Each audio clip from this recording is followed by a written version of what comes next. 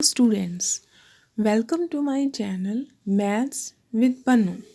Students, आज हम अपनी इस वीडियो में मीन और वेरिएंस एक प्रोबेबिलिटी चैप्टर के अंदर कैसे निकाला जाता है ये स्टडी करेंगे। Let's start. क्वेश्चन है, find the mean and variance of the number on a throw of an unbased die. Okay, now अब हम सबको ये पता है कि जो एक डाई होता है उसमें कितने नंबर होंगे? 6. Okay, like 1 2 3 4 5 6. ओके, अब अगर हमें प्रोबेबिलिटी फाइंड करनी है कि सपोज कीजिए अगर आप डाई को अनबेस्ड डाई है, देन अनबेस्ड डाई का मतलब क्या हुआ कि हमें एक नंबर एक थ्रो पर चाहिए। ओके, लेट हम क्या मानेंगे कि हम x ले लेते हैं। x क्या डिनोट करता है? द नंबर, जो नंबर भी ऑब्टेन्ड, जो नंबर ऑब्टेन हो रहा है ऑन द थ्रो। सपोज कीजिए आप एक डाई को थ्रो करते हो और उसके ऊपर एक नंबर आ गया जैसे कि 1, और मान लीजिए कि जो 1 की प्रोबेबिलिटी है, बिकॉज हमारे पास है 6 नंबर्स, तो हम टोटल नंबर ऑफ आउटकम्स कितनी लेंगे? 6। और मान लीजिए कि जब आपने थ्रो किया तो बेसिकली उसमें हमारे पास 1 आता है, तो उसकी जो प्रोबेबिलिटी है वो हो गई 1/6। अगर ऐसे ही अब हम ये मान लें कि हमने एक डाई को थ्रो किया और हमारे पास एक नंबर आ गया 2, तो टोटल आउटकम्स होगी 6 और जो नंबर आया है 2, दैट इज़ 1 ओनली, क्योंकि इन सब में 2 एक बार ही हैं, तो हम उसकी प्रोबेबिलिटी लिख देंगे 1/6। In the same way, probability of 3, probability of 4, probability of 5, probability of 6, all these probabilities we can get 1/6 only. So now, how we can find the mean and variance? Now question is that, then solve this question. First of all, we make a table like that कि हम जो x की value ले रहे हैं वो तो हम यही लेंगे जो हमने पुट की है x की वैल्यू, लाइक 1 2 3 4 5 6। ठीक है, और जो इसकी प्रोबेबिलिटीज़ आई हैं वो यहाँ पे लिख लीजिए, क्योंकि सबकी प्रोबेबिलिटीज़ हैं 1/6, तो आप सबकी प्रोबेबिलिटीज़ को px कॉलम में रो में लिख देंगे। ठीक है, अब क्वेश्चन ये है कि हमें मीन कैसे फाइंड करना होगा। तो मीन को फाइंड करने के लिए आप इसे कॉलम में भी लिख सकते हो, जैसे मैंने इसे रो में लिखा है। ठीक है, अब हमें मीन फाइंड करना है, तो then how we can denote the mean. Mean को डिनोट करने के लिए हमें क्या डिफाइन करना होगा? EX। ओके, और इस EX को हम कैसे लिखेंगे? समेशन। यहाँ पर हम लिखेंगे, क्योंकि हमने इसे कैपिटल X लिखा है, आप इसे स्मॉल x I, ओके, और P of small x I भी डिनोट कर सकते हैं। अगर आप I को वेरी करेंगे तो ये x1 x2 x3 x4 x5 x6 ऐसे टर्म्स आएंगे। ठीक है, तो कैसे भी आप डिनोट कर सकते हो। तो यहाँ हम लिखेंगे xi और pxi, या कैपिटल X और px भी राइट होगा। ठीक है, और जो i होगा, जो i की वैल्यू होगी वो होगी 1 to 6, बिकॉज हमने i की वैल्यू को 6 तक ही लेके जाना है। तो अब आप इसकी समेशन और प्रोडक्ट कैसे खोलेंगे? अब आपने क्या करना है कि 1 को 1/6 के साथ मल्टीप्लाई कर दीजिए।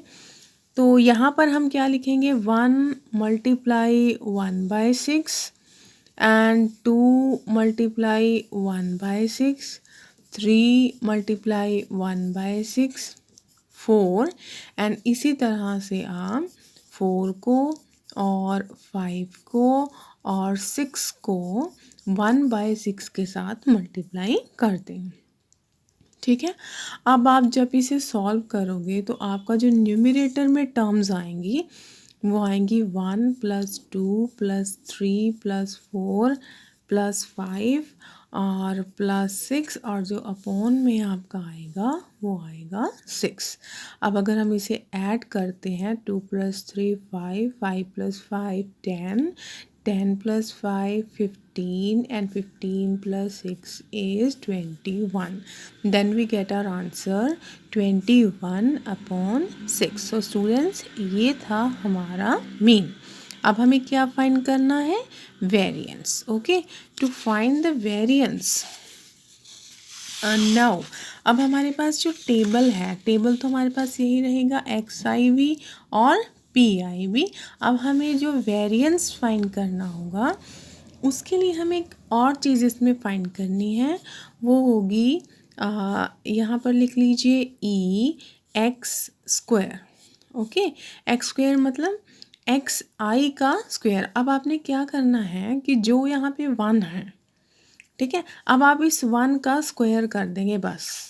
The only difference is that कि हमने जो XI की वैल्यूज़ हैं उनका स्क्वायर करना है, बाकी सारी एज इट इज़ लिख देनी है। जैसे 1/6 फिर हम लिखेंगे 2 का स्क्वायर और यहाँ पे लिख दीजिए 1/6, फिर 3² और 1/6 और उसके बाद आप लिख दीजिए 4² 1/6। Similarly 5² 1/6 and in the end 6² upon 1/6। Okay, तो जब हम इसे सॉल्व करेंगे 1 the square is 1, 2 square is 4, okay, and 3 square is 9 and 4 square is 16, 5 square is 25 and 6 square is 36 और हमारे पास अपॉन में क्या आ जाएगा 6। ठीक है, अब जब हम इसे ऐड करेंगे ना सबको तो हमारे पास 36 + 25 ये हो गया हमारे पास 20 30 30 + 30 60 and 60 + 20 80 and 80 + 11 that is 91/6. So this is our final answer. Now our next formula is that how we can find the variance. So now to find the variance of x, students, we can write here the formula, that is we can write here only EX² और minus क्या करेंगे हम इसमें से EX का whole square. Okay, अब हमने क्या करना है, जो EX² की वैल्यू हमारे पास आ गई है दैट इज़ 91/6, उसे लिख देना है और उसके बाद जो हमारे पास EI और XI की जो वैल्यूज़ आई थी वो लिख दीजिए। वो वैल्यूज़ हमारे पास क्या थी 21/6 टू द होल स्क्वायर। ठीक है, अब हम इसे कैसे सॉल्व करेंगे? 91/6 और 21 को 21 के साथ मल्टीप्लाई कर दीजिए तो हमारे पास आ जाएगा 441 और 6 को 6 के साथ कर देते हैं 36। ओके, अब हमें क्या करना है, इसका एलसीएम लेना है। सो एलसीएम लेने के लिए जो सबसे इजी वे है कि जैसे 6 और 36 सेम टेबल में डिवाइड हो रहे हैं, ठीक है, अगर सिंपल लैंग्वेज में हम कहें तो जो इसका एलसीएम आऊँगा वो आपके पास आएगा 36। ओके, अब हमें क्या करना है, डिनोमिनेटर को भी 36 बनाना है, तो इसके लिए आप इसे 6 के साथ मल्टीप्लाई डिवाइड कर दीजिए। जो ये मेथड है बहुत ही इजी है। सो इस तरह से आप इसे मल्टीप्लाई कर दीजिए। 6 1 6 6 9 54 and you get 36। Now it make very easy to calculate it. Now अब हमने क्या करना है, एलसीएम ले लीजिए 36 और 5 4 6 में से आप 4 4 1 को माइनस कर दीजिए और माइनस करने के बाद देखिए हमारे पास क्या आंसर आएगा। 6 - 1 5, 4 - 4 0 एंड 5 - 4 इज़ 1/36 और फिर आप इसे डिवाइड कर दीजिए like 3 3s are 9, 3 5s are 15, and 3 1s are 3, 3 2s are 6.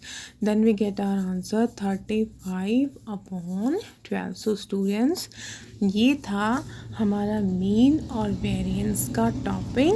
तो इस तरह से आप अपने मीन और वेरिएंस को कैलकुलेट कर सकते हैं. अगर आपको रो वाइज लिखना मुश्किल लग रहा है तो आप कॉलम वाइज भी अपने एक्स आई और पी ऑफ एक्स आई को बना सकते हैं. ठीक है. अब हम जो इसके बाकी मेथड्स हैं वो नेक्स्ट वीडियो में स्टडी करेंगे. Thank you so much.